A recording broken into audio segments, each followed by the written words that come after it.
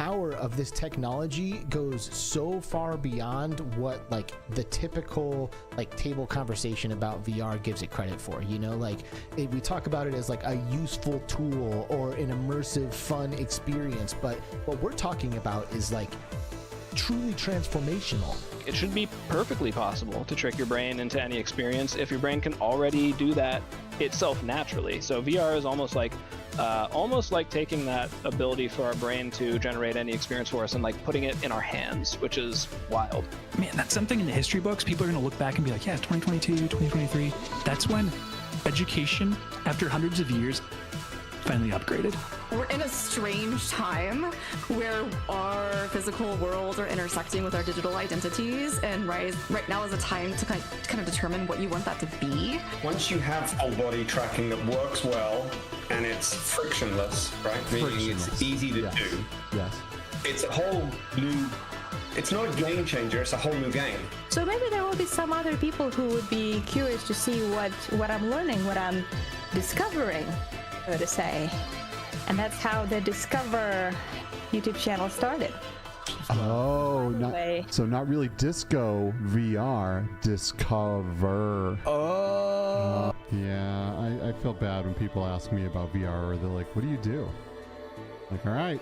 Yeah. You asked, here it comes. I love VR, but I love going out and breathing fresh air. And not only was I stuck in VR for 10 days, I was stuck in one room because I was streaming, the same space. I didn't see the sunlight. I totally lost track of what time everything was. She dances with the robot. She does the first steps. She dances with that robot. She takes that thing off her fist. I have the video. I'm holding it hostage. She takes it off her head and she says, I gotta have it. There are a few moments in my life I can remember very vividly. The day I got married, the day my kids were born, the day Facebook announced that they bought Oculus is one of those days. I was making chili. I've been in a lot of gaming communities, and the VR community is by far the best community that I've ever been involved with.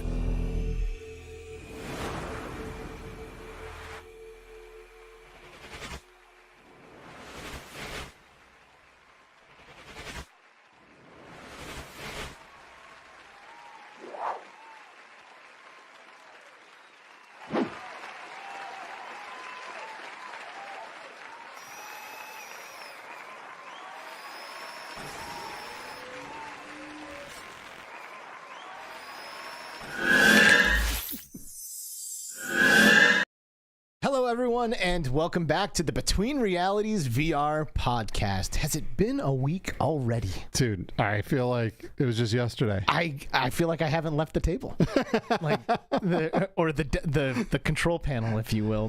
Yeah, I feel like I blinked. I know, and I'm here again. I know. What a crazy week it has been. Yeah. How you feeling? Tired. Yeah, but good though. You know what I mean? Tired and good. That's good. Yeah. Absolutely.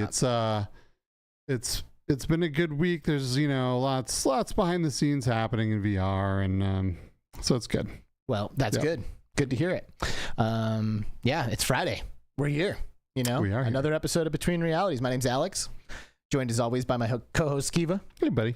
Captain of the ship. How you doing? I'll try not to run us into any asteroids. Thank you for that, and thanks for not answering my rhetorical "How you doing?" I already hit you with one. The second one does not need a response, so thanks. You got it. It's June 14th. It's 2024. And we're just cruising right along here. We have about another month or so of Between Realities before we kind of go on another break. Yeah, that's true. Holy cow. I know. Well, things have been weird, though, so maybe it'll be like I think like end of July, yeah. I think. Yeah. So we got maybe about another month and a half to go before we take a season break, which sounds insane. I feel like we technically wouldn't have to. I know. But I think we should. It'll give us some time to get set up. But anyway, yeah, we're cruising right along here, getting ready for AWE next week, which will be fun. Oh, dude, I love AWE. It's such a good time. Yeah. Man, it's one of the best conferences that there is, hands down. Everything is VR and AR. Everything is relevant. Every person is relevant. It's just so good. I can't wait. I love all the people that go to the show, get to see all the friends and all the VR homies, and like the VR fam. Yep. I can't wait. Yep. It's in Long Beach this year. So if you're in the Los Angeles area, SoCal area, even if not, like, why not come out and hang out with Between Realities and the rest of the amazing VR crew at AWE? Because everybody's there. Okay. So you're going to want to make sure, if you have the ability to come and join us. Yeah. I wonder if we'll get like a whole different crew now that it's in Southern California as opposed to Northern. Maybe. Yeah. I have to imagine that we're going to see like everybody who we're used to seeing, but we might get a new crew, to your point. So man, I have such nostalgia for the San Jose Convention Center. Me too. So, me too. I hope they manage to hold on to the magic. I mean, the AWE team is really good, so I'm giving them the benefit. I'm sure they will. I just, it's that convention center. You just walk in, you just get these old feelings about, from years past. So for real, And by the way, y'all, if you are like, yeah, I would love to go, but like, I'm not buying a ticket to AWE. You don't have to buy a ticket. Just come to Long Beach and hang out, because there's like all these events that happen throughout the week, and like that is where the fun is, for reals, So like, of course, the conference is great, the talks are great, the expo hall is great, but you can still attend AWE without a ticket just by showing up and like crashing all the parties. So anyway, enough of that. All right, just know that we want you all to come and hang out with us next week. Let's see here. Hey, shout out Upload VR. Heck yeah. We're still Upload VR correspondents on Between Realities, and they share our episodes on the weekends, which is really cool. Also, our podcast is available on other platforms. I don't know if you guys knew that. YouTube is where it lives, but Spotify, Anchor, even Audible, you can find Between Realities on. So, I'm not even going to say no to Audible anymore. Go look for it and then find it on Spotify. You could just put it on Audible and quit messing around. I don't understand why we're still doing this. Because I won't pay, man. What's funny is I actually went back and watched a little bit of the episode that we had with Richie, today's guest, and nice. Yeah, we were talking about Audible in that episode too. It's like all. Yeah, it's definitely been the ongoing joke. Well, I don't know why it shouldn't be a joke. It should be real. Yeah, I think it costs money to put your podcast on Audible. Does it really? Yeah. Well, it's a good thing we have such amazing channel members and Patreons. True. They make that possible. Maybe you guys should let Skeevan know in his DMs on Discord how badly you want it on Audible. Yeah. Hopefully I don't get any DMs about it, and I don't have to worry about it. Well, we're live right now, like I said, on YouTube. It's pretty cool. And I want to give a quick shout out to everybody who's joining us here for the live show. What's up, men and women and everybody? And what's up, everybody? Hey, y'all. Qcreator says the weekend. He's right. You're correct. Good job, buddy. It is. Thank God. It is the man. Thank God. And for the record, y'all, like, I don't know if you guys, we might have mentioned this on one show, but like when we did Game On Expo, Qcreator flew out to Phoenix in the middle of the summer to help us pull it off. And I jokingly said to him in chat on an episode of Between Realities, you better show up wearing a t-shirt that says The Weekend on it. And this guy actually did. He like bought a shirt that says The Weekend on it and wore it to the conference on day one. I was like, dude, that's right. Man, that was great. That was great to see Qcreator and MickeyBerr and Mash came down and CreeperBetty came out and Kensei came to help and Todd came from Canada, all to like help show VR off to people and grow the industry. It was good. Yeah, it was great. Good. And thanks for being here every week, dude. Sean P. Tattoos, who also hasn't missed an episode in a minute. Shout out to you as well. He's hyped on the Max Mustard stuff, so that's a good episode to be tuning into. Oh, heck yeah. Ryan B. is here. Happy Friday. Happy weekend. Yeah. Kensei Gaming VR. Hey, Kensei. Dude, we're finally hanging out. We have a double date tomorrow. Nice. We're going to go out to Heck dinner, yeah. and then we're going to go to an arcade bar. Awesome. With both of our Brittany. I just can say, I think was it yesterday? No, the day before yesterday. Really? He came over and helped me with some stuff. Yeah, and we had dinner and stuff. Hell yeah. Love Kensei. Amazing dude. Great guy. Absolutely. Yeah, knows how to move a couch. He does. CreeperBetty's here also. Hey, CreeperBetty. Hey, Betty. How are you? Thanks for being here. I hope I see you again someday. Arlen, the Arc Reactor. What's up, Arlen? Hey, man, I love Arc Reactor, by the way. Check out that game if you haven't. I have not. Yeah, it's pretty cool. Wow. It's like a match, like a color matching game, almost like an app like that you'd find on your phone, but brought into VR, which is really cool. Nice. Yeah. Sweet. Yeah, Cleveland Heights being represented here by Laszlo 216 as every week. Very good. Andy's VR reviews, which it says VR Resignon. I don't know what that means, bro, but that's Andy. What's up, man? Thanks for being here. Amelia Faust here as well. Little easy breezy VR. Yes. Very good. Thanks for being here and being a part of our Between Realities family. Looper the Game Cat. What's up, Looper? Hey. Thanks for being here. Let's see the Game Cats. Dude, I know, like, honestly, for real. Like, shout out to the Game Cats. Like, Yep. we got Brian on, and they were like, you know what? Maybe we'll come back to Between Realities from time to time. So we appreciate that. Good. We love the Game Cats. We love PSVR. We do. So and it's kind of interesting because, like, when we started this podcast, we basically thought that, like, having a creator on the show meant that, like, you just instantly get their audience. You know, we were like, oh man, we're gonna like maybe pick up some people. Yeah, you know, but like, not really. That's not really how it works. No, you know, and like that's something we've learned over the years. So the fact that you have managed to stick around after coming and seeing Brian's episode means the world to us. So absolutely, thank you. Mark Smith, hello. Hey, Mark. What's up, Mark? Good to see you. Beat Saberita, hello. Hey, thank you for being here. If you haven't seen Beat Saberita on Instagram, you are missing out. Shredding that Beat Saber. You are missing out and Super looking good talented. doing it. Space Denizen WTF is up. Man, you tell us, Hey, bro. what's up, Void? You tell Good to us. see you, man. EV Man versus Gas. That's an interesting name. Yeah, what's up? We're having a good Friday for sure. Fourth Wall Breaker is here as well. Good to see you. King Rollo the Cartoon Cat. Yeah, that's a new game cat for us. I like it. Heck yeah. Brandon VR, always up, out Brandon? there just murking people. Right. I love it. Mind Jive is here as well. What's up, Mind Jive? Good to see you, man. Hey. Steve Meland, that's my dad. What's up, Dad? Hey, what's up? Good. What's up, Alex's dad? That's right. Alex's dad in the chat. You know, the I guy. haven't seen him in real life in a minute. It has been a minute. Yeah. Him and his epic beard. He has a pretty good looking beard. My dad looks like GQ Santa Claus, you know. That's a good way to put it. Dialed. Yeah, absolutely. Dialed. Yeah, maybe I'll look like that one day. Who knows? We'll see.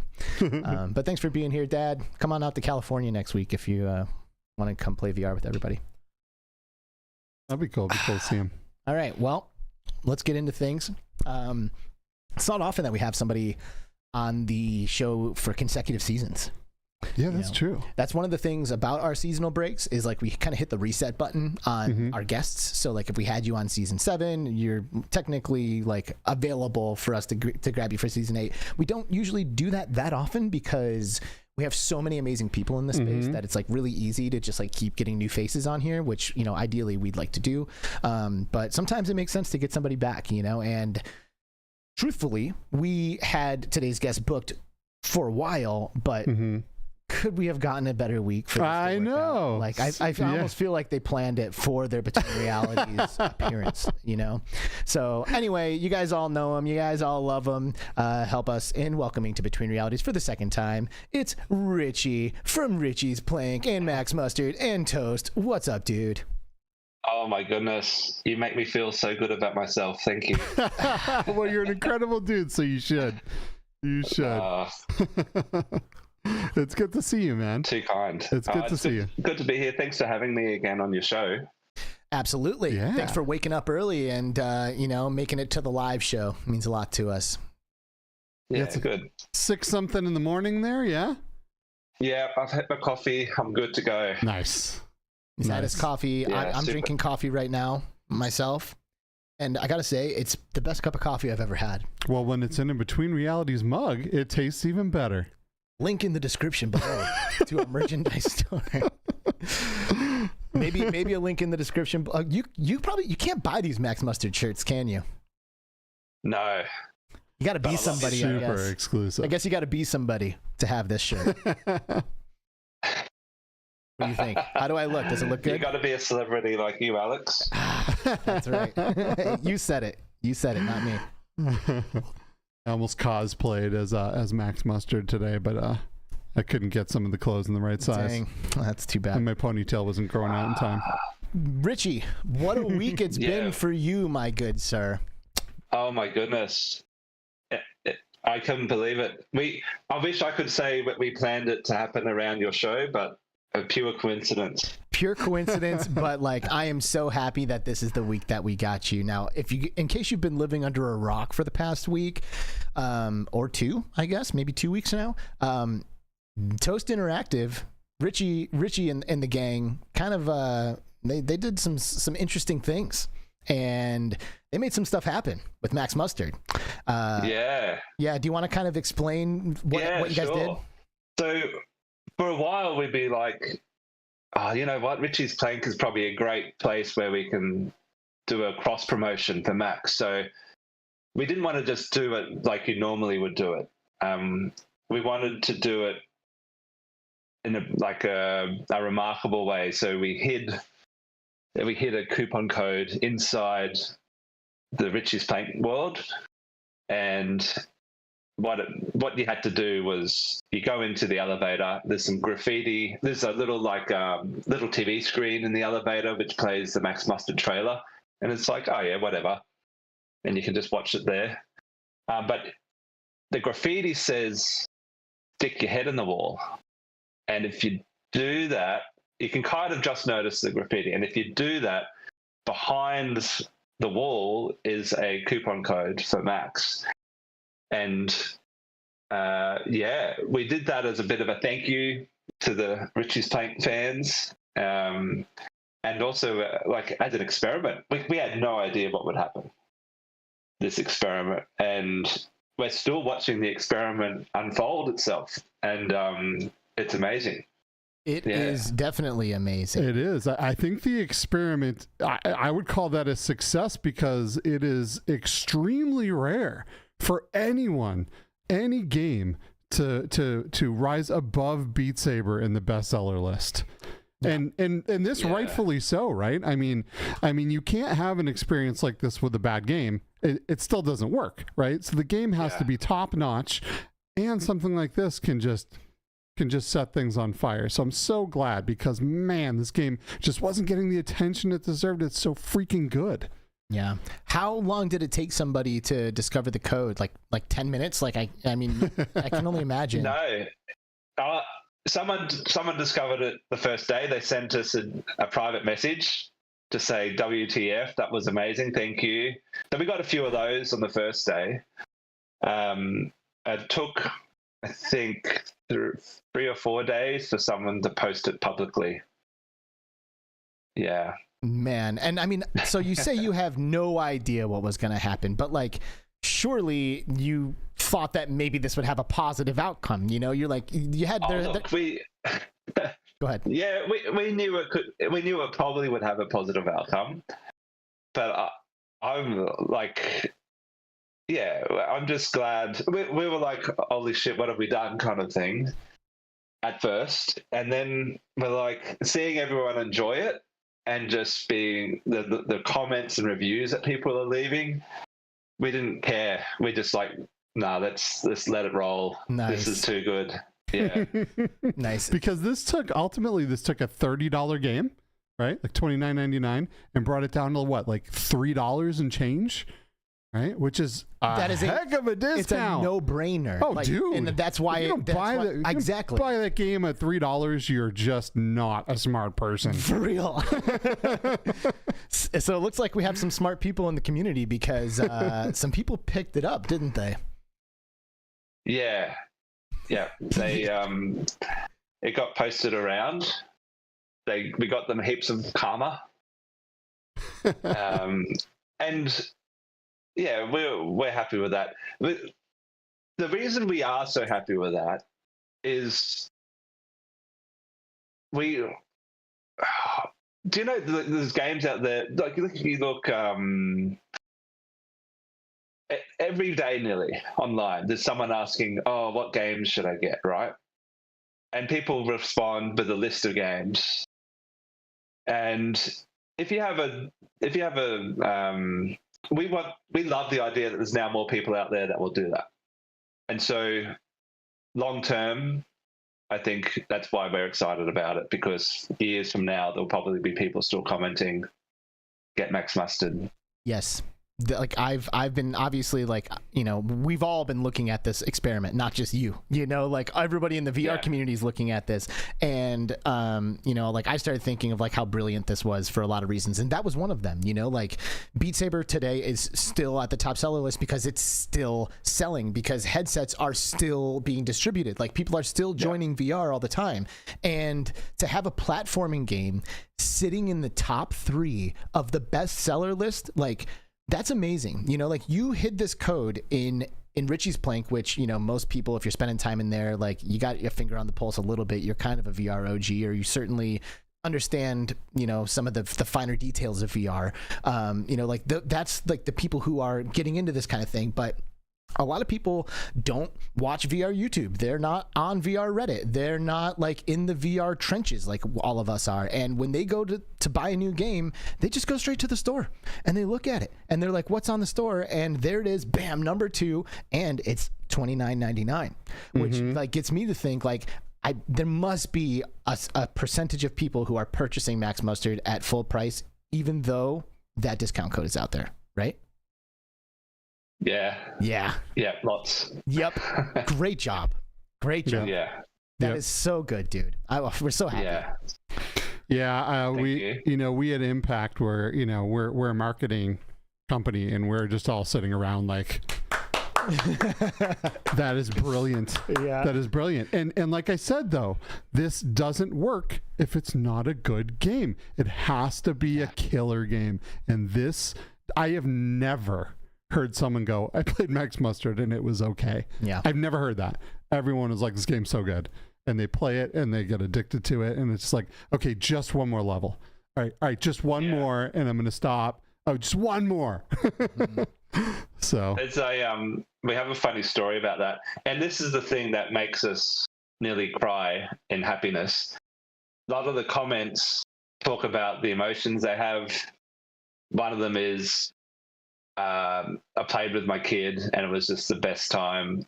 That was an emotion on our wall. Another emotion was just one more. That feeling of just one more.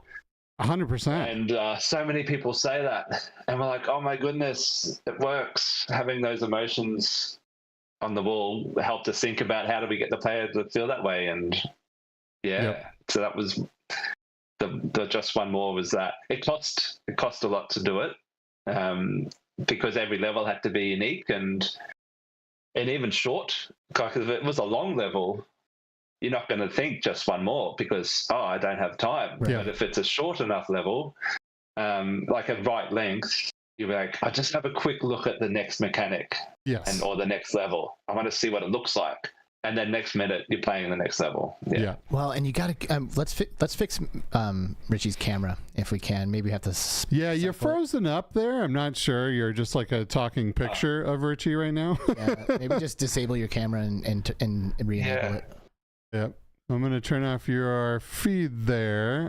People can still hear you, but if we want to. Okay. Just like maybe quit the call and come back. All right, there he is. Sweet. Okay, cool. But no, this is so true. And I said this just one more level thing, because that's exactly what happens every time I play this game. That's what happens when my daughter plays this game. That's what happens. Like, it's just so good, and every level changes so drastically, and there's new mechanics and new things happening, and you just never know what you're gonna get come that next level. Well, it just has a good loop. Like, it does. So many VR games don't have a loop. Like, you need to have a gameplay loop. Like, when you get out of the level, let me go see what the store has, like, let me do the mini game one now. All right, back into platforming, bam. Now I'm doing like another like first person shooting thing, like there's like this really good loop where, like, as soon as, maybe to your point, Richie, like the level would start to get too long, it isn't, and then now you're doing something else, or now you're buying a new ability, and now you need to try that new ability. So there's this loop that happens that is excellent. So to Skiva's point, you made a good game, which is why this is working. Thank you. The I don't we would have had a completely different strategy, I think, if the reviews weren't high. I think it's like, we have to, this is So yeah, no, but yeah, like someone commented, oh, they've only got high reviews because of the promotion, and I'm like, well, it was 4.8 or 4.9 for that month, so I don't know. Yeah. And that, before the promotion, so I'm like, I think it was all right. And you know, I feel like that's not the right way to look at it, right? Because if you put the game out there in front of a lot more people and it's not a good game, your review score is going to go down. It's not going to go up because more people would see it and say, this isn't a great game. And they would, you know, not give it the best review. But the fact is this game holds up. It is everything that we want as far as a platformer. It's colorful, it's vibrant, fantastic mechanics. And it's got a Skiva Slam in it. Dude, it absolutely does. It has a Skiva Slam. Yeah, and so for you guys that don't know what we're talking about here, if you go to one of the stores at a certain point in the game, you can purchase what's called the Skiva Slam. which is like the Mario butt slam, right? When you hit it and you know, she pulls her legs up and plops on the ground on her butt and kills anything underneath her, which is fantastic. And that's Skiva's signature move in real life. It is. This is what I do to people I don't like. I'm like, oh, you're getting Skiva slammed. That's too funny. It's too good. So, I'll just say two things. Our first 1-star review was because they thought the shop items were in like real world money. Oh. And they're like hundreds of coins. And so they thought it was going to be hundreds of dollars to buy. And we're like, no, that's... Why would you assume that? Games work. Yeah, have you ever played a video game? Exactly. And I'm like, what could we have done about that? And I'm not sure. We don't call them dollars, we call them coins. Yeah. But anyway, you can't prevent people from being stupid, unfortunately. I guess. And you're collecting these coins as you're playing the game before you even see the store. You are collecting the coins, and then there's a picture of the coins when you're going to buy your upgrades, which is great. It's so good to have a platformer that you can continually enable new moves, right? So it makes the game like just continue to evolve. Progression. It gives you like a legitimate progression in a platformer. Which is good. Yeah. And, you know, Nintendo's been doing that kind of stuff too. Yeah, Nintendo. So we have this. We took a similar level design philosophy as like some Nintendo games, and it's a form of poem where the poem has an intro and then playfulness and then challenge and then surprise. And Nintendo are famous for doing that kind of methodology in their Mario games, and we're like, that's brilliant because that's what will get you hooked and want to play one more level. And so we followed that formula, and it seemed to just make it feel good. Mm-hmm.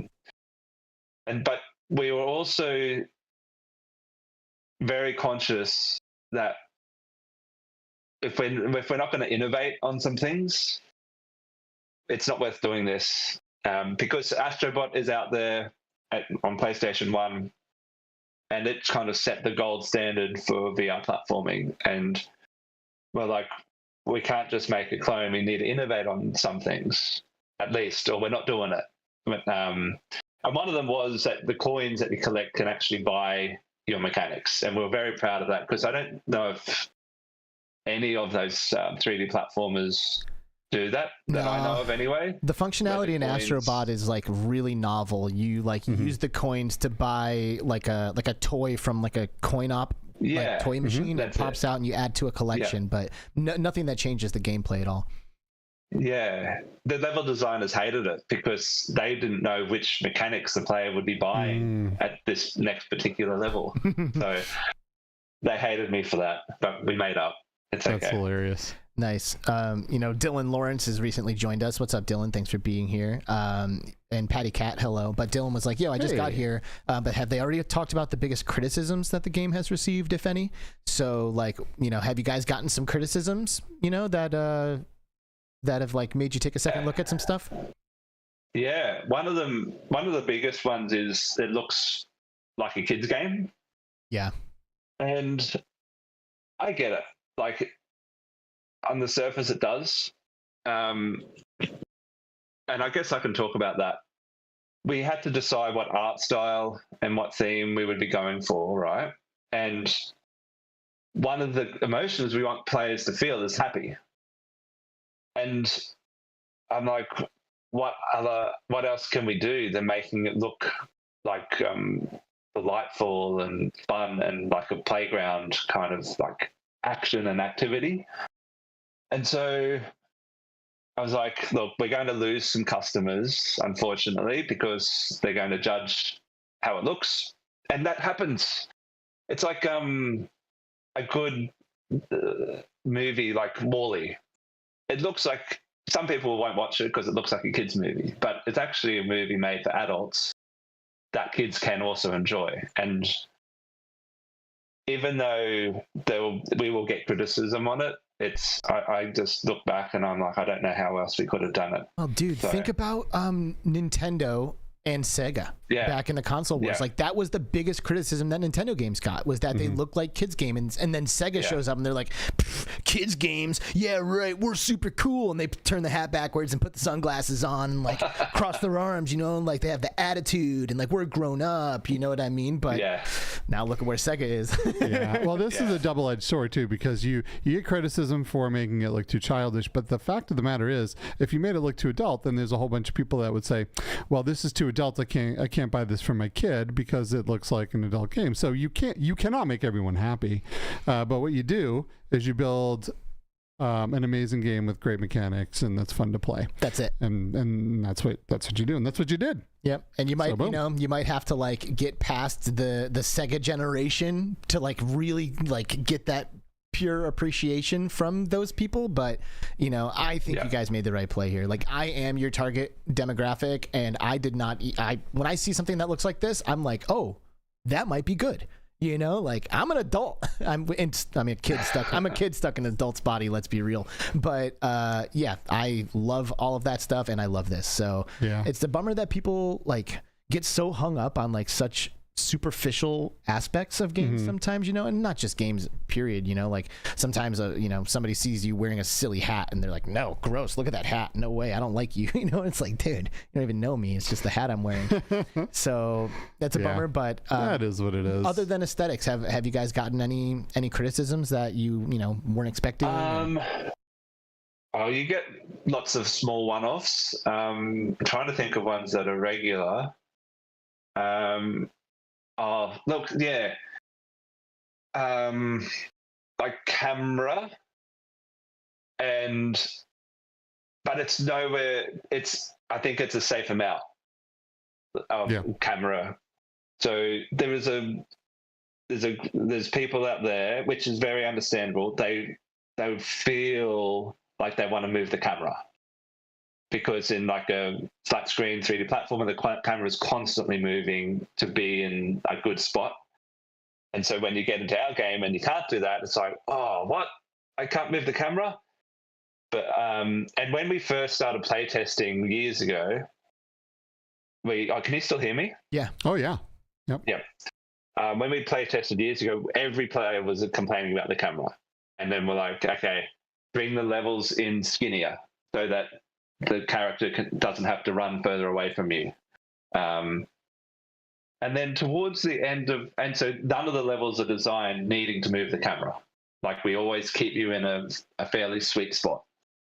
And so that went down to like 1 in 20 people commented about the camera. And then I was like, come on, bring them in just these few extra places. And then we had barely any about the camera, but we knew we would still get some. A common one there then is, I can't go backwards. And that was an intentional thing. And we also added that you can go backwards now. Like the camera will move backwards?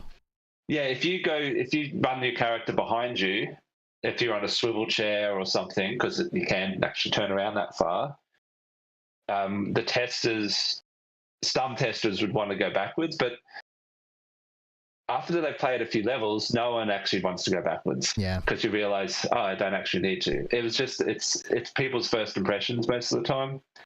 And the last one is, I'm glad. Before you get to the last one, I do want to say that what's cool is you made it a purchasable thing to be able to turn the camera. Yeah. Which I thought was great, right? So that's one of the complaints. Why do that? Why don't just make it a default? And I can let you know why. I'm glad I'm on your show so I can explain this.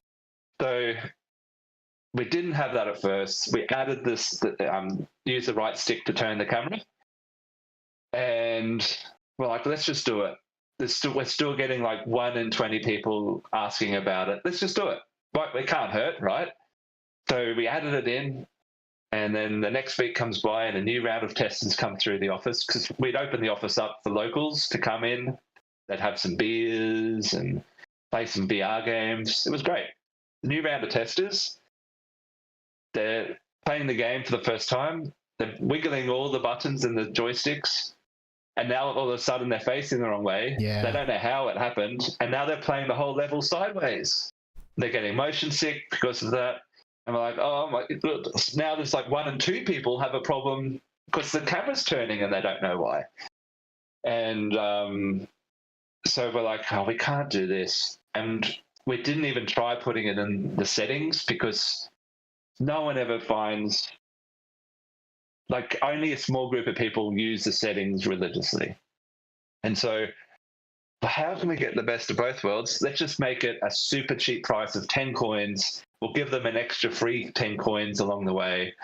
And so it's essentially a free thing right after the first intro level. And that way they know that this is a thing. And if they bought it, they can only blame themselves if they don't know what happened to the camera. I think that's why we did it that way. It's not ideal. I think it's the less than 3 evils. I think it's really good. Yeah, I do too. Yeah. I like that a lot. Yeah, I think it's really good. Also, shout out to Snowtoad, member for 12 months now. And has earned the golden Between Realities icon. That is pretty amazing. Nice. Also, a super chat coming in from Smash Drums for for 12 euros. He says, sending hugs to my buddy Richie. Hey, Skiva and Alex. He's here for you, Richie. Not us. He's so cool. He's another developer. We chat on Discord a lot. And for the record, peeps, you know, just because we love him so much, don't sleep on Smash Drums. Like, it is really, really cool. It's ridiculous. And there's a Between Realities drum set in there. There is. You can unlock a drum set that has Between Realities logos all over the toms. Yep. And I helped him design it. We made it all Tron-y, and it was really cool. But the game is super fun. You can go into mixed reality and put a drum kit in your living room and bang out these songs while your walls fall down. Like, it's just so good. It's really good. Great game. So anyway, yeah, it is good. I haven't got a musical bone in my body, but I've played Smash Drums quite a bit. And I went over a buddy's house and he has a drum kit and I had to go and he's looking at me. Do you know how to do this? He's like, yeah, how'd you do that? Wow.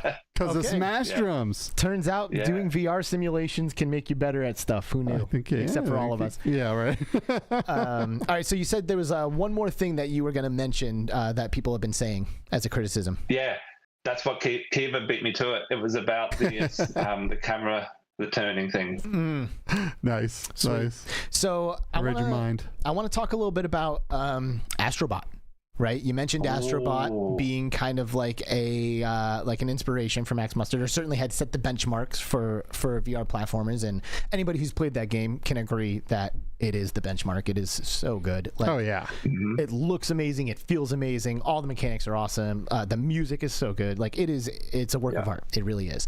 And the entire VR community has been basically waiting for news from Sony about the follow-up for PlayStation VR 2.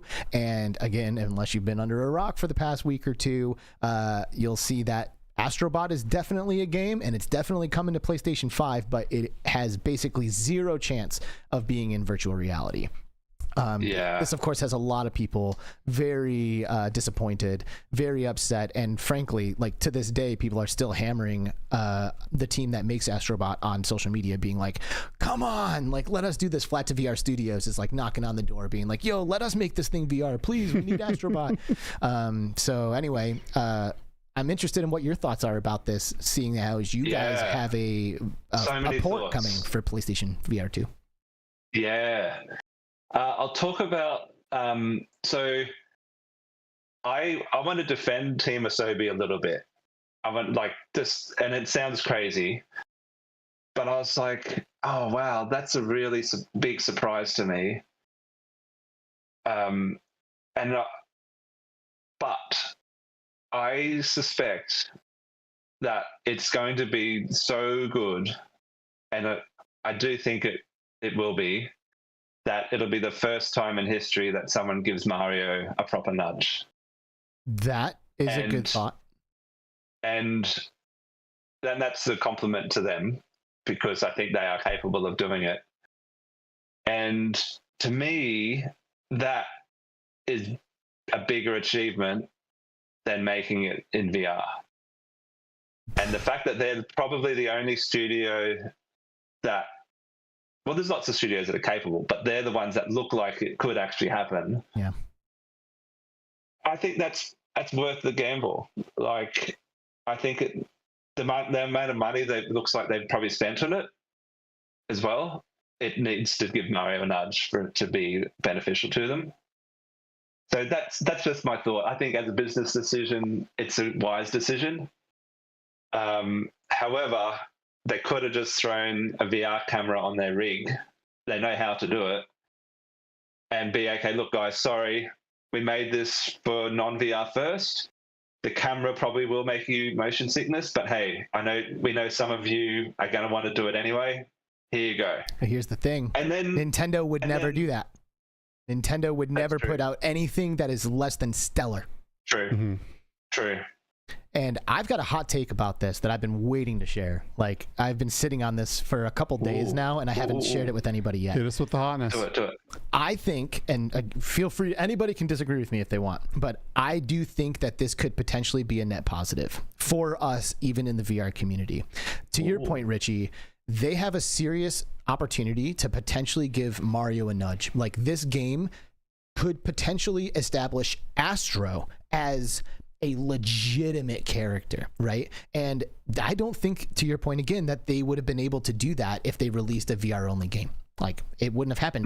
Nobody would have played it, you know? So if this comes out, just full of a niche. Yeah. Yes. If this comes out and it crushes and millions of people fall in love with this character, the next game that features Astrobot can be a VR game. And that may potentially pull everybody into the ecosystem, or pull a huge majority of people into the system that otherwise wouldn't have given Astro a first glance.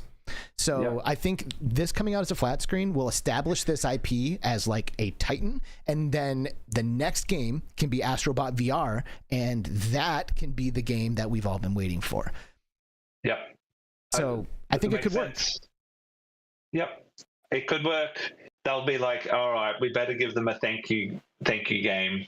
Right? Yeah, because, you know, obviously, you know, I'm sure that they love VR, right? They made a VR game. Like, Astro was not a flat screen game at all on the PlayStation 4. Yeah. So, you know, of course I'm sad. Of course I want to play that game right now. But if this game can come out and just skyrocket this character to the moon, then when they do come out with a VR game, it may actually be a success. Yeah. My turn? Your turn. Yeah. So Astrobot has a couple flat games, right? There was one that came with the PS5. It was absolutely fantastic. But here's the thing. This is a Sony-owned IP, right? If we had all of these other Sony-owned IP, Spider-Man VR is out there, all these other games, because Sony owns the studio, Sony owns this headset, Sony cares about its customers, right? And they want to make sure that the people who invest more than they spent in the console, they bought a headset that was more expensive than the console to play on there, that gives these people some things to play, and they say, hey man, you know, we are going to support this platform we put out there, and we're going to make it successful, and we're going to advertise it, and we're going to give it games. But they didn't. They own all of these studios. They own multiple studios like Insomniac, like Osobi that did, Astrobot, Insomniac, did Spider-Man. They all did VR games. They know how to make VR games. Sony owns the PlayStation VR 2. Why don't they have a small team? Why aren't they funding a small team from the studios to make some, like, even if it's a smaller offset of the flat game, to not say screw you to the people who trusted the company and went out and bought this headset? I mean, to me, I don't know. I don't feel the same. I just feel like Sony is burning the bridge for any future headsets coming out because they are blatantly ignoring this headset. And it's up to only third-party studios to attempt to get through Sony's Q&A system, developed for one of the hardest VR headsets to develop for because of a lack of support, and to make their platform successful when they have studios that are VR studios not making VR games. It just, I don't know, man. It really burns me a bit. And a lot of it is because I trusted them. I told all the people that watch this stuff that, oh no, this is Sony. This is Sony. They have developer relationships. Like, they're going to knock it out of the park. And they burned everyone.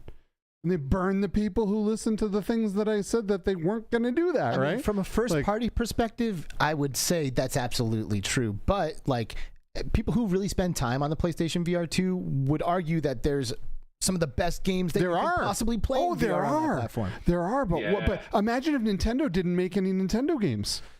That would be insane. I feel you. That would be insane. I do feel you. That's actually a really good analogy, Skiva. The Switch wouldn't be where it is if it didn't also make their premiums.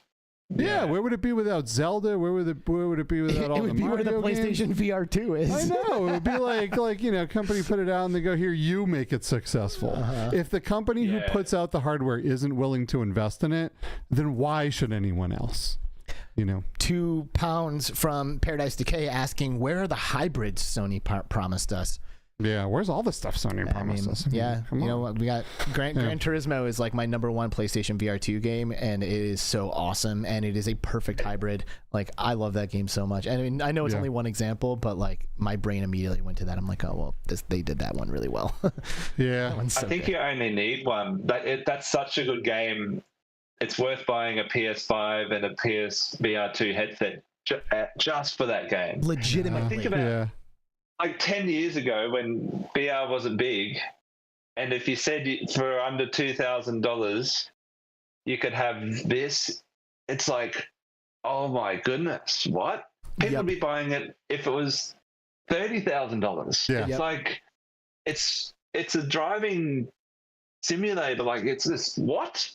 It is so ridiculously good, and that's been my go-to lately for like when I have people that are not VR people coming over to my house. Like, I immediately pull out the wheel and pedals, hook that thing up, bam, and I go straight into Gran Turismo. And what I've been doing is I've been putting people into the flat screen version first. I put the wheel right in front of my TV, and I put them in the flat screen version just so they can like get a feel for like the wheel and all of that. And then after a race or two, I put a headset on them, and everybody likes it in VR.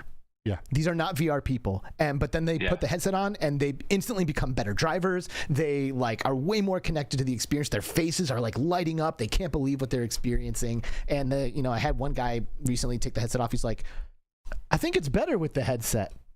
I'm like, do you think? So yeah, it's amazing, and it's definitely worth every penny of a PlayStation VR 2 and a PS5. That's the thing, that there are games on this platform that are so good that they can justify the price of the PS5 and the PSVR 2 all by themselves. Resident Evil 4 Remake, Resident Evil 8. There's just so many games that are just so good. When's Max Mustard coming? We're still working on it. We haven't got a release date yet, but it will definitely be this year. All right, cool. Yeah. So we thought we were in a race with Astrobot to be the first one to come out, and so we're like, last year, at the start of last year, we were like, okay, guys, we need this out before December because Astrobot is like, they're probably going to come out in December. We're surprised it's not out yet, but it's probably going to be December last year. And then we missed, that didn't work out for us. So we're like, oh, well, they got first. Oh, well, at least we'll still get the MetaQuest because they won't be on there. And then we're like, this year came around and we're like, oh, they haven't released it yet. And then, yeah, like the news, we just couldn't believe it. And it would have been nice to have something to compare to, because the whole way through development, like, we're making decisions thinking, we need to add this polish, guys. Like, do you think Astrobot will be skipping out on this? And we're like, no, we need to do this too. Like, all these. So it helped drive us in many ways. When you put someone on as a competitor, it just becomes such a driving force. So we'd add little bits of polish just thanks to thinking we're competing with Astrobot on PlayStation. You want to know something that is like, I don't know, this is just like my gamer perspective. In my opinion, games like that don't even compete with each other. Like, I would play both of those games, you know, I'm going to play Astrobot and I'm going to play Max Mustard because they're both awesome games. Obviously, like, you know, there are some people out there who will probably have to make the decision between the two, you know, or, you know, it's like Christmas and the kid only can buy one game. Which game is he going to buy? That kind of thing. But, you know, for me, as your target demographic, I'm playing both of those games. Like, I really don't see a competition. Like, both are great, you know. But that's just an anecdote. Yeah, I agree there as well. Also, Dylan asking a good question. Any plans for a physical release? Obviously, you got to get it to PlayStation first, but like that would be sick to get a physical release of that. Be. We have so much going on right now where we're not going to do get our fingers out of less pies at the moment. So probably not. Yeah. But wouldn't rule it out in the future.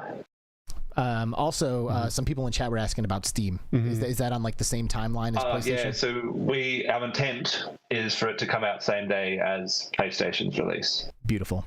I saw them testing the Steam build last week, and it was like, yeah, nice and shiny. Very, graphical updates and things like that. I have a question that we were discussing. I probably shouldn't talk about this on the show. It's all right. I'll You're Richie. Do you know the OG Vive controllers? Uh-huh. And they don't have joysticks? Mm-hmm. Do you think people will be disappointed that we don't support them?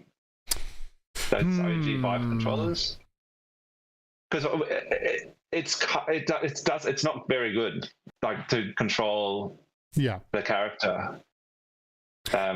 Well, but I mean, if you're supporting OpenXR, wouldn't those controllers just work anyway?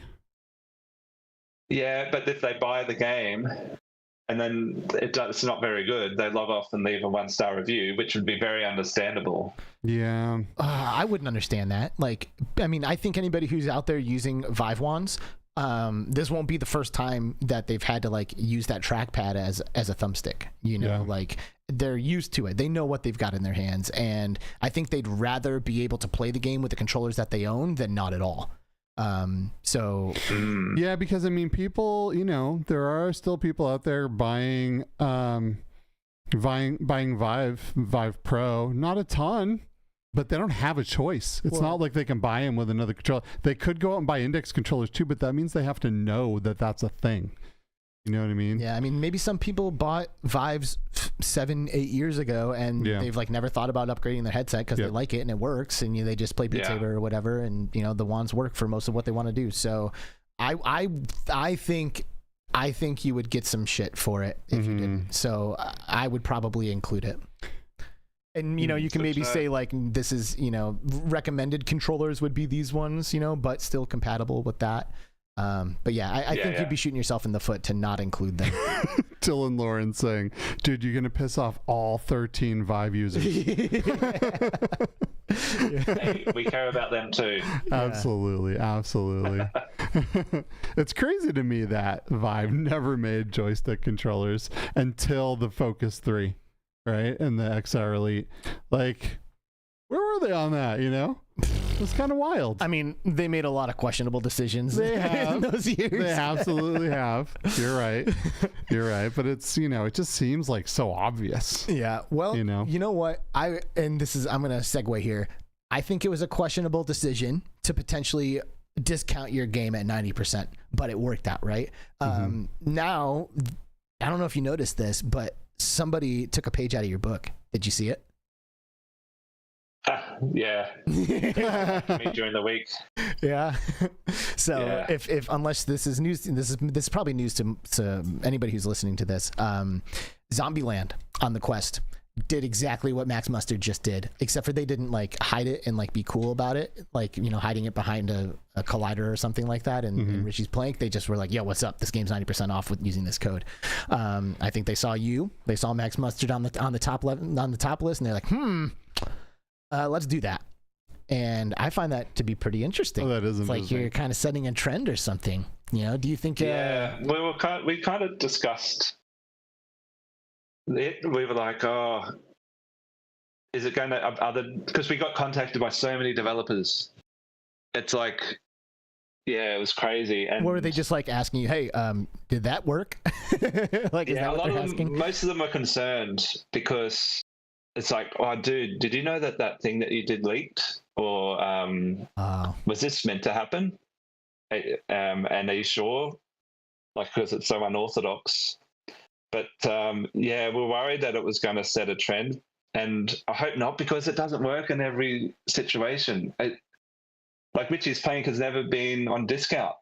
Right. And probably won't ever be. And because it's a different situation. It's yeah, I can understand it, but I would just say be careful for the other developers. Yeah. I mean, since we're mentioning Zombieland, I do want to say that if you have the choice, play that game on PSVR because it's so much better. But it is a great game though too. But that is interesting because I wonder if we're going to see this huge, like all of these people attempt this now. You know. Well, to me, it almost kind of sparks this like bigger conversation about like the value that VR users have for their experiences, because like obviously at 90% off, Max Mustard is a no-brainer. Period. It is a no-brainer at $3. Like anybody who heard about that bought it. You know what I mean? Yeah. But everybody heard about it at $30 and did not buy it. So to me, that's like, it's kind of sparks this thought of like, okay, well, where in the middle is it no longer a no-brainer for people? You know, like what is that threshold that people decide, maybe I'll save my dollars for this type of experience? And I don't know if it's that black and white either, because what happens is if you make a game too cheap and it's constantly that price, people judge the game's quality on that low price. If it's a discount, it's hurry, get it now. Right. This is too cheap, and it's dumb that they're even doing this. I'm going to scoop this up, right?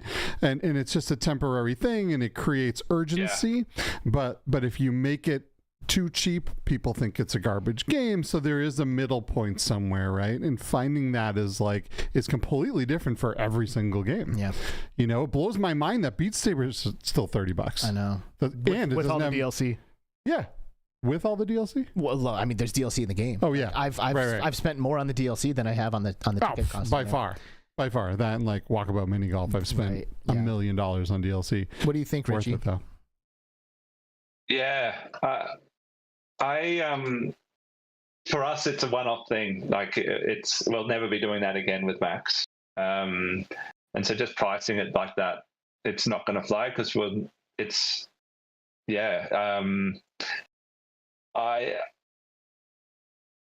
the way, Zombieland looks great, and I'm like, yeah, I'm going to probably get it for sure. It's fun. Yeah, it's super fun. Yeah. But look, if it's not a game that compels people to log off and give a 5-star review straight away, and you price it that cheap, you will get your hit of customers, but then that'll be it, and you'll never get a return on investment. So other developers that are thinking of doing it, I would just be please be careful. guarantee that you're getting those 5-star consistent first, because once that frenzy dies off, right. Imagine reviews that come in that say not even worth it at 90% off. Oh, I know, that would be it. See, this is so easy to do something like this and have it completely shoot you in the foot. Yeah. How long is this running, by the way? Like, is it still available? We kept it a bit longer for you guys. Hey, thank you. I think it finishes on the next week sometime. Yeah. Next week sometime. All right, go out there, get in Richie's plank, find that code, and buy this game if you haven't. Or get on Twitter. I'm sure there's a screenshot. Honestly, you know, we have 36 watching in the live chat right now. All of you should own this game at this price for sure. Like, no brainer. Like, no brainer. Seriously, don't even sleep on it. Even if you play it once, it's worth the $3. You know, like, it's a no brainer. So that's really cool. And thanks for keeping it going for a little while. You know, like, how long? I'm curious because, like, right now you're chilling at number 2. When I look at my phone on the bestsellers list, you're number 2, and that's second only to Asgard's Wrath, which ships with every single Quest 3 that goes out. So that's going to be difficult to compete with. But they were above it though. There was a time where they were number 1. I never saw it on my phone, but I did have seen evidence of it. But either way, I'm curious, like, how long does that last? Like, you know, like, let's say the discount ends and, like, the sales, you know, slow down. Like, how long do you get to sit there? Is that like a cumulative thing? Is it like a weekly basis thing?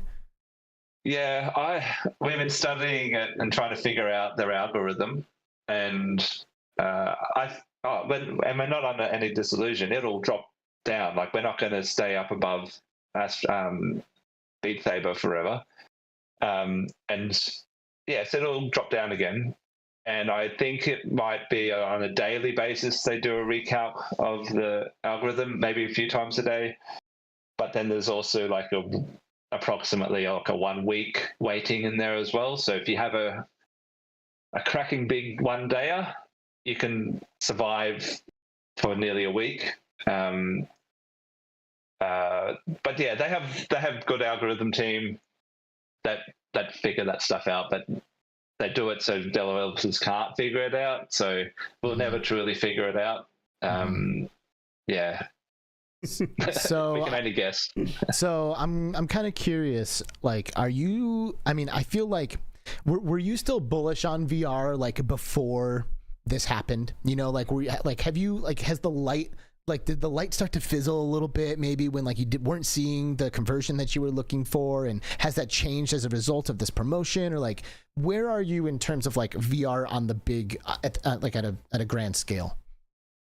Yeah, you've heard me say this before. VR will now be around forever.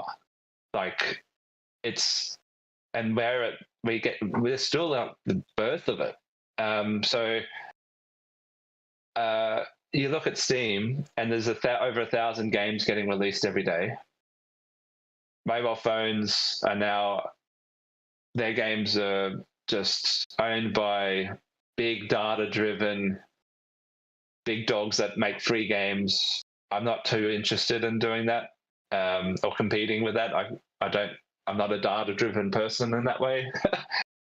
So I think VR is such a great niche for developers at the moment. There's only like one new game released a day, comparatively. And so if you're making good stuff, you're going to get the attention. And we're going to, if we ever make some new IP, we'll definitely be looking at making a flat screen version of it at the same time, but never less. Yeah. You guys are always making VR, period. That's it. We're all in.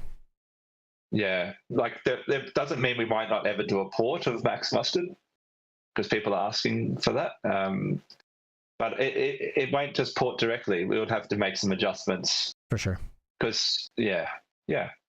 Yeah, I mean, I would love to see that game running on a Quest, or I mean, on a Switch. I feel like it's like a no-brainer, you know, like just like all those colors, the character right in your hands. Yeah, you know, we got in a big debate in one of our personal Discords. It was like me and Tribe and Kensei, and we were kind of fighting over whether games should kind of go the flat screen route, right? Because one of the problems is sometimes if there's a flat screen version of something available, people won't put the headset on. You know what I mean? They'll just sit on the couch, grab a controller, sit in front of their screen. And like, to me, I want to see more people get in VR and more people get used to wearing that headset. So I personally am not a fan of taking VR games and turning them flat screen, because I want that, like, exclusivity sells things. It just does. People buy Xboxes because of Halo, because of Gears of War, right? And if that were on the PlayStation, then people might not, there's a subset of people that would not have bought that Xbox. And then same for Sony and same for Nintendo.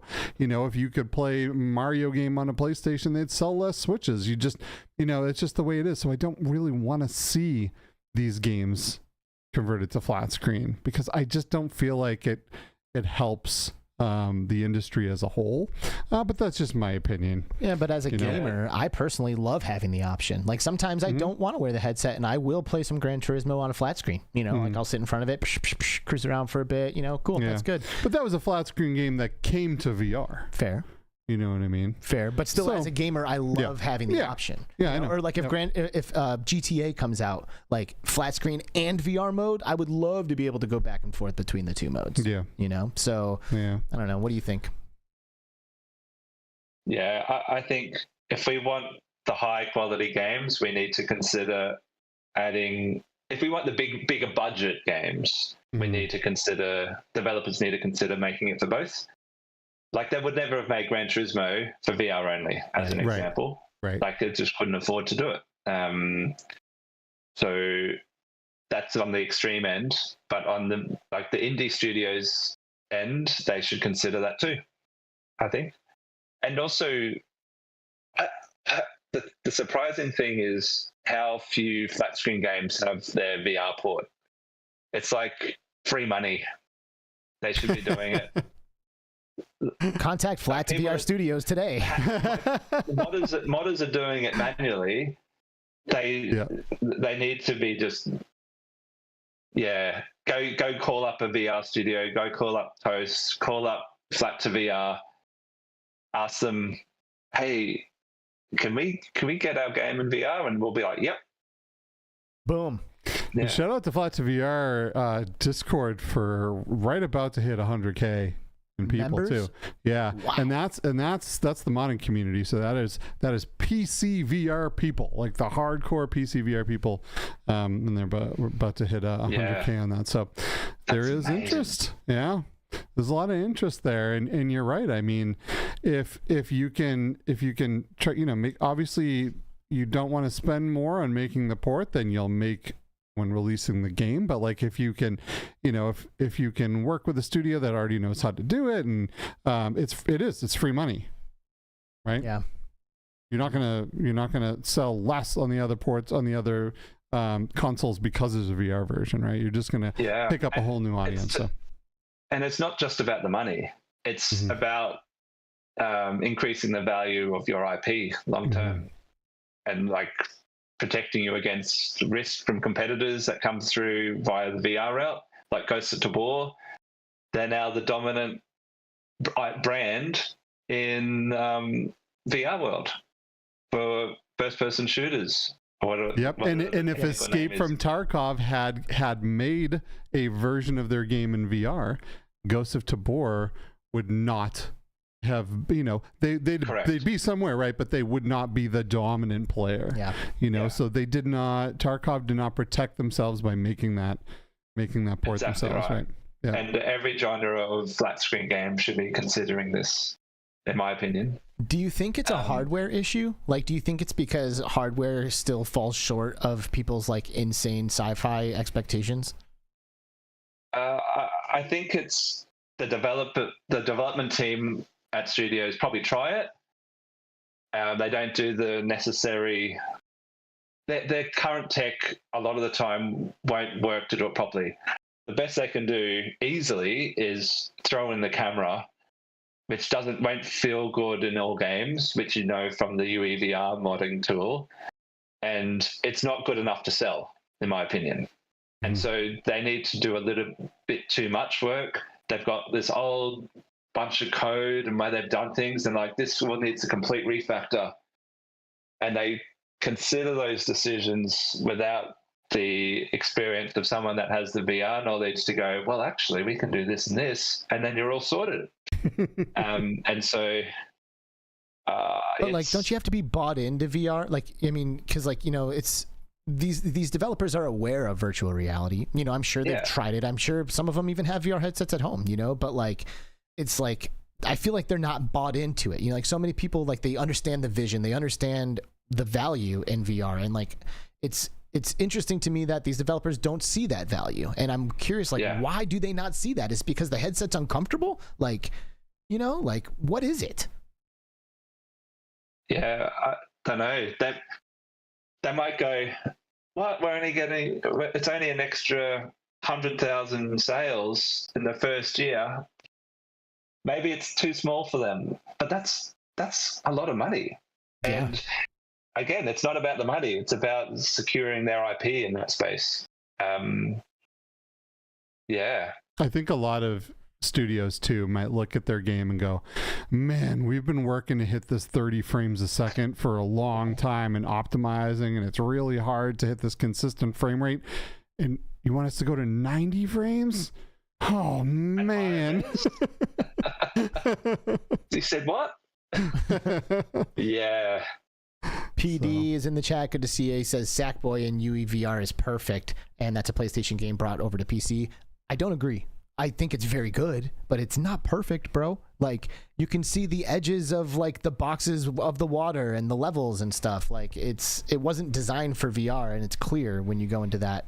I mean, it's very good. Don't get me wrong, but it ain't perfect, man. Come on. It's great as a mod, but if they sold that, they'd get bad. They'd be downvoted and to oblivion of the weird things. Yeah. There are a few games that work extremely well in UEVR for sure, and would probably be pretty easy to port over. So yeah, I feel like we just need to all keep doing our part to raise VR awareness. Yeah. Get more people in there. The higher our numbers, the more of this stuff that's going to come over. It's, it just is the way it is. If you dangle some money in front of, people's faces, they're going to head in that direction, So we just got to keep growing this, keep growing the people who are using the headset, keep growing retention. It's a chicken and the egg thing. How do you get the retention in the people without the IPs, but how do you get the IPs without the people? So it's, but we're doing good. We've come leaps and bounds since the Oculus CV1. So speaking of that, AWE's next week. Yeah, it is. And Palmer Luckey, the guy who founded Oculus, right? The guy who sold Oculus to Facebook and started this big boom, is releasing a headset or announcing a headset at AWE. I'm very curious. Do you have any ideas on what you think is going to happen here? Which direction he's going to go in? Is he going to go high end? Is he going to go all in one? Is it going to be another headset that kills you if you die in VR? I reckon it'll be a retro-looking thing. I don't think it'll be a futuristic, slick-looking thing, because he's released that classic Game Boy recently, and it looks very retro. I'm like, we need a VR headset like that. That'd be great. I know. It crossed my mind. Maybe he's making the Virtual Boy. Just like, here you go. Here's the best Virtual Boy that ever existed. That would be hilarious. Doable. You know what? It could be. That would be hilarious. Technically, a VR headset. He's got that Game Boy out. Yep, it's an HMD. All he has to do is make some lenses and a because he didn't say I'm announcing a VR headset. He said I'm announcing an HMD. Yep, he did. Which would be accurate for the Virtual Boy also. If he does, I'll buy that Game Boy.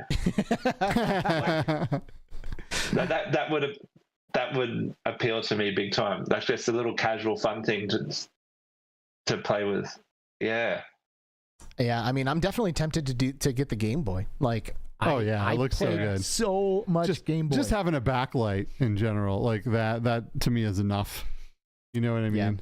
Like I've gone back to my old Game Boy and been like, man, I can't see anything. Let me point at this light, and then you get the glare of the light, and you're like, oh man. So just having a backlight on there is enough. The smaller form factor, it looks pretty awesome, and I love that he wasn't, he's not using cheap parts. Everything is ultra premium, and he doesn't care. I feel like he's not doing this to make billions of dollars. Yeah, he's got a defense firm that makes billions of dollars. This is a nerd having fun with his money, man. It's so great. And I love that. I saw a hilarious tweet from him where somebody was basically like evaluating his business decision of making this Game Boy, and they were like, hey, like competition's always good, but you realize like you're not going to make money on this. There's these other Game Boys out there that are doing this. And his response was, I am a billionaire. He doesn't care. That was it. That's not what it's about. I would do stupid things like that too. I'd be like, this is awesome, therefore I'm making it. I don't care if it loses money or not. It's not going to even be the slightest dent in my pocket. It's so funny. And some people will get a joy from it, right? Yeah. I am hoping, see, Palmer has talked before about how he would not have gone the route of cheap lower end headsets like Facebook going to an all-in-one. He's always said that like he wants to make something so grand, so amazing that people can't afford it, but they want it really bad. And then eventually when the tech gets to the point where it's affordable, people start hopping on board. So I'm curious if that's something that he's going to do. Is he going to put out this insanely spec'd headset that's ultra expensive, just cool. Because it's something that he would like to play with? And like, I mean, I think that would be rad too. Dude, for the record, also headsets are getting extremely good. I tried the newest Vario headset when I was in Ohio for a work thing, and it shocked me. Like it was so good. And if you're at AWE next week, find Vario and put that headset on. Yeah, they pinged me, so they're going to be there. They asked me to come try it. Really good. Really good. I'm really interested. I cannot wait to see what he's going to do. Yep. Anything else on this, Richie? The only other option I could think he's doing would be like for cinema for watching media, but he's never said much about that stuff in the past. But that's still a space where I think is untapped, like a cinema in your pocket kind of angle. Which people are starting to do it, but that's to me the only thing the Vision Pro's for at the moment. Oh, and what did you tell me before the show? I'm fielding this to make sure that you're comfortable sharing it, but about watching media in the headset. Somebody who has recently gotten into a headset who spent most of the Oh yeah, so my 10-year-old daughter recently found out, because Alex brought it to my attention, that Facebook has lowered the age requirement to 10 years old to have a headset. So this came out, my kid freaked out and then started bugging me for a headset. My kid now has a brand new Quest 3, completely decked out, Bobo straps, grips, everything. She's in there all the time playing with her friends, playing, Gorilla Tag and Monkey Do and like a bunch of games. But I think the most time she spends in there is just watching YouTube on a big screen. Yeah, wow. Yeah. Interesting. And that's a kid. That's a kid, which I find that very, very interesting. Yeah, it's funny. She plays her games, man. She loves it, and she loves to hang out, and she plays Max Mustard, and she plays that new Dot game, Hello Dot, that came out where it puts that little animal in your house and it runs around, and then you mixed can feed reality it. Niantic, right? Yeah, which is cool. And she loves, dressing up her avatar and having her own identity in there, because up until now she's gone in there and she was me. she was a middle-aged, and I have to accept them as friends, and then they'd be calling me while I'm trying to like play games and stuff. So I am excited that she has her own thing, and her friends will stop bugging me. But she watches a lot of YouTube in there, Pretty interesting. Yeah, it is. So I think you're onto something there, Richie. That cinema in your pocket. Here's another way to say it that makes more sense. In a way, it helps close the wealth divide.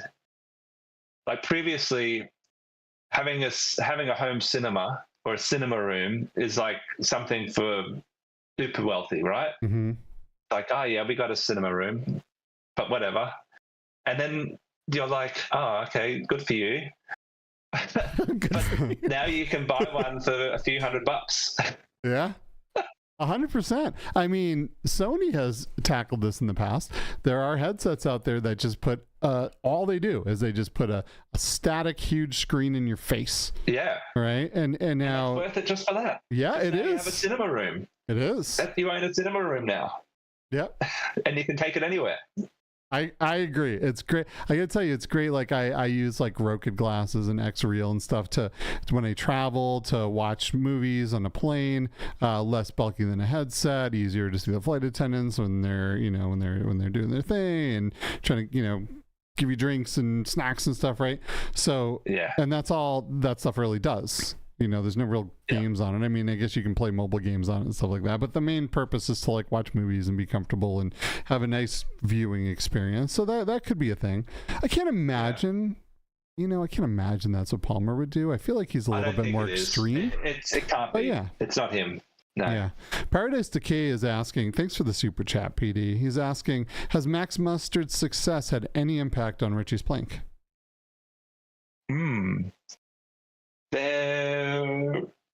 It's interesting because Richie's Plank usually hovers around in the top like 20 position, and then it was up at around 10 around that week. So I'm wondering if it does or not, but sometimes it just does that. So it's hard to tell. The answer is I don't know. Interesting. Nothing that's obvious. Yeah. I did notice some little subtle hints to Richie's Plank inside of Max Mustard. There's a section where there is a long plank that comes out and there's a long drop, and I was like, oh, that's great. Yeah. I was like, yeah, we've got to do that. Yeah, if you're listening, it's got there's a level there, the Richie's Plank elevator music kicks in, and then if you're familiar with it, they'll be like, oh, what's this?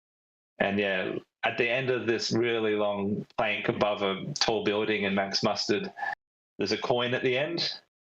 Did you know what was going to happen when you collect the coin? No, I had no idea. Oh, really? Yeah, so you do a huge drop down, like 80 stories or whatever in Max, and then you land safely on something, and then it's one of those moments that costs a lot, and they're like, Richard, are you sure you want to do this? It's kind of, and I'm like, yes, because people will talk about it. We need. Dude, the attention to detail is everything, man. Yeah. Especially for this type of game. Like platformers are known for their charm and their little Easter egg moments and their secrets and their references. And yeah, I appreciate that you were like making sure to keep all of that thoughtfulness while you were developing everything. But like I'll just saying that yes, we'll do that, it means there's no value in that. It's the team that make it, that do it. And I'm like, I still can't believe how good the team is that we ended up with to make those things feel good, because there's one thing doing something and it's worth nothing unless it feels good and is good and is done well and looks good. And I just feel very privileged that I got to work with a team at Toast to do that. Well, make sure you share with the team this comment that Paradise Decay just dropped into the chat, because I think this is pretty awesome. He says, I showed my friend who only has a Quest 3 Astrobot on the PSVR 1 today, and the first thing he said was, this is like Max Mustard. Oh my goodness. Oh! Script has been flipped. I love it. Yes. Thank you for sharing that, PD. That is glorious. Thanks, PD. Heck yeah. And thanks for showing people VR still to this day. I know that you literally do it every single day because you upload videos every single day, but also getting people in your house and putting headsets on them is the most effective way to transform people. So shout out. It is. Richie, is there anything that you wanted to get into today while you're on the show? Obviously we had to talk about all this stuff, but is there anything that you wanted to bring up, or something you've been thinking about, something you think's important in the VR space, anything at all? No, we've covered all the good news. I would just say, if you've seen Max Mustard and you've avoided it because of how it looks, but then you bought it anyway and you loved it, I'm like, thanks for letting us know, because we love hearing these stories, and it gives us the feels. Like it's some of the reviews, our favorite reviews are like, there was like a 70-year-old, and he's like, this is just, he's just mind blown about how good it makes him feel, because he played all the old games as well, and he's just like, I can't believe I lived to be able to do this kind of thing. And like, he was into 3D platformers, and he's just like, you've reignited my love for video games, kind of. 60-year-old, yeah. And so yeah, if you're one of these people that have bought it despite you thinking it's not for you, thank you. That's we probably made it for you. That is beautiful. I do want to take a second too to say to all the people that have played this in the chat and everyone listening, if you've played this, go on and leave a review. Like, developers look at reviews, and it makes their day when they get a good review. And also, it really helps the game get viewed on the stores. And it really, I can't stress enough how important reviews are. So no, it takes a minute. Go on there, click the little star, leave a review, and it really helps a lot. So if you could do us a solid and give Max Mustard a review, that'd be awesome. Yeah, and you can be pretty succinct. There's a new guy. So you go, Alex. I was just gonna say, you can be succinct. Like, I've left reviews that are 5 stars, and just like my text just says, "This is the real deal." Like, boom. You know, like, what else do you need to know? That's this is the real review, deal. Yeah. There's if you want to have some fun, there's a new guy named Ben, and he's freaking awesome. If you want to leave a review, say hi to Ben, and he'll get a good chuckle at it. That's cute. All right, that's your homework, people. Leave a review and ping Ben in there. Yep. And we'll know that it came from Between Realities too, which is great. Absolutely. Tell him what's up. Tell him thanks for making such an awesome game. Well, so I kind of want to do just a little bit of future tripping before we get rid of you, Richie, because we didn't really get to talk last time we had about kind of like where we're going with all of this. You know, like, we're all bought in today. You know, we all love the technology today, but certainly you must have some thoughts on like what the future holds for virtual reality, and, you know, like maybe, you know, some sci-fi predictions as to like how this technology is going to evolve as we move into the future together. Yeah, wow. I think Apple's next move will have, in the near future, it'll be an Apple-led thing, I think, for the big stuff. If they bring out a consumer-priced headset, I think that will start another wave. And MetaQuest are still the top dogs, in my view, in terms of R&D as a developer. Working with their tech is just far easier than any other headset. It's just easier to make better games with them. And I think they're going to continue to sell really well, because now they have the ecosystem and all of the content. And if you're weighing up equal headsets with even Apple, like, that doesn't have the content, you're going to choose the Quest, even if it was the same price. But in the long-term future, I think in our lifetimes we'll be seeing like Ray-Ban glasses with VR screens in them, and I think that's pretty exciting. We'll probably have the battery in our pocket for a while until they somehow invent a super battery. That's then a battery thing, not a VR thing, because the battery can always be in a pocket. We're used to carrying phones around in our pockets. I think we can manage that for a bit longer yet. Especially if it's wireless. I can imagine batteries being wireless one day, and like being able to have some distance between. It blows my mind that we can have machines that are artificially intelligent. We can transfer ourselves into like these other worlds in virtual and augmented reality, but we can't like have a breakthrough in battery tech. Like, what is happening? Yeah, isn't like, the Quest 3 like mostly battery? Yeah, I mean, there's a lot of battery in there, and you know, the day that we have that breakthrough, oh my God, so many things will be able to happen. Like you can't. It's hard to put like a headset into like a small form factor like that for a lot of reasons, heat reasons, stuff like that. But batteries, where do you put the batteries? So unless you're sticking that thing in your pocket, yeah, it's pretty tough. But like, it's just crazy. Like I in Phoenix here, we have like self-driving cars. I get in a car that comes and there's no one in it, and it drives me somewhere, and I get out and it drives away empty, but batteries are still like, it's just still haven't broken that barrier. You know what I mean? It's pretty crazy. Yeah, but even I think if they lower the specs, they can do enough without a battery in your pocket. But the specs only need to be enough for very basic functionality, and then you can wear them all day, kind of thing, like a pair of glasses. And I think in our lifetime, there will be a headset that's good enough to begin replacing our phones.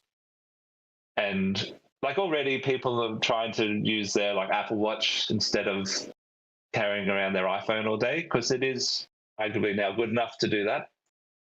And I think in our lifetime, we'll see VR headsets that do that. And that's when it will truly become a shift. Mm-hmm. And when that day comes, it'll be, you can start counting down the days that phones are around. And I think that may not happen in my lifetime, but it will. I think it will start to happen. There will be a shift.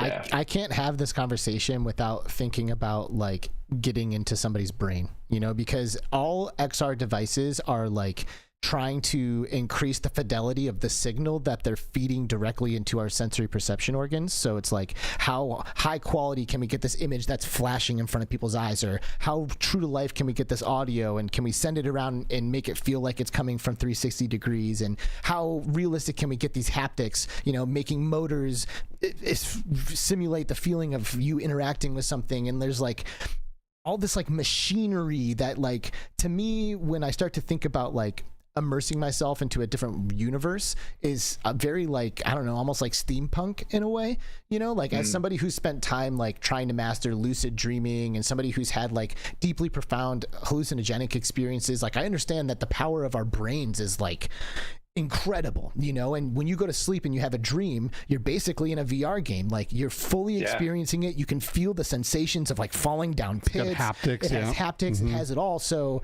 do you ever think about like a brain computer interface, or something that just like cuts out the middleman and just like goes straight into delivering experiences into our heads? Yeah, I would love it, but I can't. I don't know if I will see that in my lifetime. I wish we would, but VR is I think they will get it one day, but let's say it's 1,000 years. Yeah, they'll be looking back at us like we're dinosaurs. They used to have to put that big thing on your head. What? Oh my goodness, Granddad! I can't believe you used to have to do that when you were. And I'm like, oh yeah. And then, but the day, like. Yeah, then you can get into the typical conversation of the simulation theory, and the day that they do make things like that and you realize you can't tell the difference is the day people start realizing, oh, I could already be in one. Mm-hmm. And so I think simulation theory will become a new religion, because it'll be, and they might even, look, if we can go that far, they might even be able to figure out if we are or not. Right. Like, don't know. Yeah, you know what's interesting is that, like, I don't think it matters. First of all, like, I don't think it matters if we are in a base version of reality or not. I don't think it matters. It would be cool to know, just like for funsies. But like, even thinking about it, even considering it, in my opinion, it could be enough to like change your life, like change how you live your life on a day-to-day, like what you prioritize. Like for me, in my life, there's literally nothing that is of a higher priority for me than fun, hands down. Like I care about having fun more than I care about anything.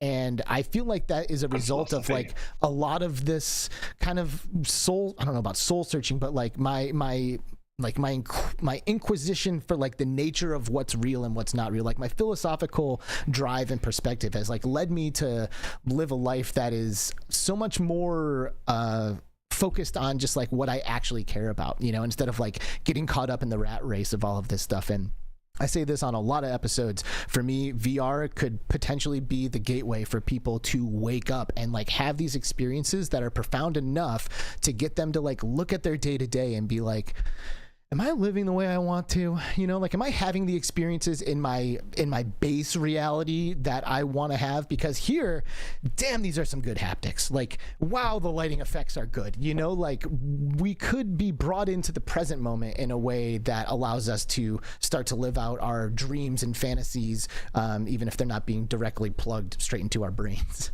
Yeah, too right. And if the meaning of life is to enjoy it, then that's a great philosophy to have, Alex. Thank you. Yeah. I am having some fun, so I feel like it's working. Yeah. You know, and it's not to say that like I don't do things I don't like. Of course I do. It's not to say I don't have painful experiences and all of that. Of course I do. But yeah, I've just been like transformed by the experiences I've had, and nothing matters more to me than having a great time, because we're on this planet flying through outer space at 1,000,000 miles an hour, all like worrying about like paperwork and like this dumb thing and that dumb thing, and like I'm just trying to play this game and have as much fun as I can. I love it. Yeah. And you need to have pain as well, Alex. Like everyone needs to have some pain in their life, because without that, we can't have something to compare to feel good as well. And it's not possible to constantly feel good. And so without the difficulties and challenges that we put on ourselves and are put on us, it's hard to enjoy it as well. So it's okay to have those moments. Mm-hmm. And, balance is critical and unavoidable. Yep. Yeah, amen to that. Exactly right. Yep. And time wasted having fun isn't time wasted. Amen. Not at all. Amen. Yeah. Not at all. Amen. Well, I think that's a good place to I think it's a good message to end this show on. Heck yeah. You know, this is good. I try to go here when we can. I'm glad we got here. Richie, congratulations on this week. Like, congratulations on Max Mustard shooting up to the top of the bestsellers list. You and the team absolutely deserve it, and we're so happy to see it. Thanks for coming on the show at this critical time and diving into the trenches with us about this, and speaking so candidly about your experience making this game and producing this game and getting it out there. And you know, what, we see you next season or what? Yeah, why not? Appreciate you having me back. Thank you. Dude, thank you so much. Thanks to everyone listening. See you. Awesome. I want to see Max Mustard stay on that top 3 list for a very, very long time, because it deserves it, and it's a phenomenal game. Absolutely awesome having you. I guess we kick you off now. Whatever. See you later, Richie. Thanks for coming on, man. See you. All right, everybody, say bye to Richie. Bye, Richie. Bye-bye. There he goes. Good stuff, man. Yeah. Great. I'm just filled with good vibes right now. I know. I'm all about it. I know what I'm going to be doing later. I'm going to be playing more Max Mustard. Dude, I gotta go get me some Skiva Slam. I gotta get my Skiva Slam on. I gotta go back. There's some mud pups that I'm missing from some previous levels. Mud pups. That's hilarious. Yep. So are we doing an episode next week or what? Next week we will be at AWE, and Friday will be our travel day back. So we will not be here for Between Realities next Friday, but the following Friday we will be, and we will be back with our good friend Raphael from VR Monkey.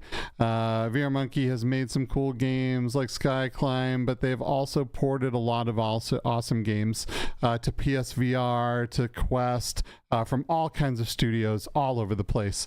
They are awesome people, very talented developers, and I'm looking forward to having some conversations with them. More devs, baby. Yeah, I love it. Yeah, it's always so good to backbone of our ecosystem. For real. And as gamers, we don't often get developer perspective. You know, like you see them implement something and you're like, why would you put this in here? And meanwhile, the developers have thought about it so much more than you. They have thought about this to the end of time and back, and like your initial gut reaction, they have overcome that already, you know. So it's always really good to hear developer perspective, you know, get some of that, and like, I don't know, for me it like helps me give developers the benefit of the doubt a little bit more, you know, because these are people who are spending tons of money, tons of time to take a chance at maybe bringing you a really cool experience, you know. So 100%. Yeah, the more I talk to him, the better. And I do want to take a second and answer Dylan Lawrence's question in chat. He said that he recently got the globular cluster for the PSVR 2 after my recommendation last week. It's comfy, but he can't decide which combination of cushions to use. Any tips? That's a tough one, right? They send it out with like 3 different cushions because everyone's different. Right now, the one I'm using is that gray, that like kind of gray and white forehead pad, and then that anti-slip kind of rubber back pad, and that's a really good one. But I kind of switch them out and they all kind of work really, really well. So I feel like it's all about what's causing it not to slip on your head, like what kind of cushion hardness do you like, right? So it's kind of different for everyone, but they give you a good variety. So I feel like you're going to get something good for like one of those combinations is really going to do it for you. But man, I've loved my PSVR 2 ever since getting that globular cluster. Incredibly comfortable now. That's awesome. I'm going to have to get that thing. Yeah, I've been getting into the PlayStation, and it does not feel the best. No, it sucks. No, it does not. For me, it's just super uncomfortable. But I love the experience enough that I was willing to play it anyway. But this just completely changes into a completely different headset. And if Sony ever does double back into headsets again, they should hire and they should acquire these guys and have them do all of the comfort for their upcoming headset because they know what's up. Boom. Yep. There it is. Well, what you got planned this weekend? You doing anything cool? I'm going to play some games, dude. And then tonight and tomorrow, I'm going to play some VR games. I'm going to hang out. And then Sunday's Father's Day, so I'm going to hang out with my daughter. We're going to go do, I don't even know what. We'll probably get into VR together. And who knows? That's awesome. Who knows what it'll... Happy early Father's Day. Hey, thanks. And happy early Father's Day to all you other fathers out there. Happy Father's Day to all of you. Good job. You know, I'm sure you're all raising little VR gremlins right now. That's lovely. Heck yeah. Well, I'll be hanging out with Kensei this weekend, so I'm excited to do that. Nice. Excellent. And yeah, probably just chilling, you know, kind of taking it easy, spending some time with the lady before leaving for a week and going to AWE. So heck yeah, man, I can't wait. Yep. Can't wait to get over there. SoCal, come and see us. Yep. We'll be chilling, hanging out with all the other awesome VR peeps. Yep. And, you know, links in the description for all kinds of stuff. Max Mustard and you know, Toast Interactive and even our Discord. And Rich's Plank and all that. Yep. Yep. So join our Discord if you haven't already. I don't know why, but do it. And come hang out with us. That's why. Oh, yeah. Because you want to interact with us and be our friends. Maybe, yeah. Come be our friends. Yeah, but if you don't ping Skiva directly, you ain't gonna see it. Okay, so just ping Skiva a bunch of times from now on. My Discord is usually just flooded with a whole bunch of red dots. Dude, I'm at the 200 limit for Discord. Oh, dude. Yeah, I always have to find servers to leave. I hate it. Yeah, it's annoying. Yeah, I have to get Nitro Plus so I can go to 300, I guess. Wait, is there another Nitro to get more servers? No. Oh, I was right about to upgrade. Yeah. All right, everybody. Well, that's that. Have a great weekend. Thank you again for watching and listening. Shout out Upload. Shout out everybody here in chat. CreeperBetty and Looper the Underground Game Cat and Dylan Lawrence and Snow Toad and Arlen, Shapeshifter, Beat Saber Rita, Brandon VR, Assassin 32, who was doing Max Mustard reviews while on the show. That's so great. Paradise Decay with the super chats. Thank you so much, man. Appreciate you. Bad Robo was up in here. Mr. Survivor was up in here. Amelia Faust, who got ads. I'm so mad. I have gone in and changed our ad stuff. But you know what I found is every single time we schedule a new live show, YouTube resets the ad preferences.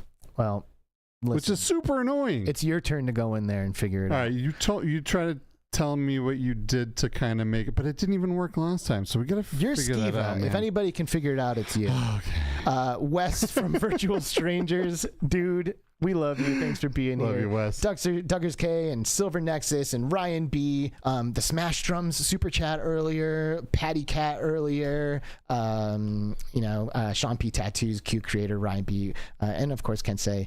We love you guys very much. Mind Jive, thanks for getting in there as always. And we will see you in 2 long weeks with Raphael from VR Monkey. Have a good weekend. See you guys. Bye-bye.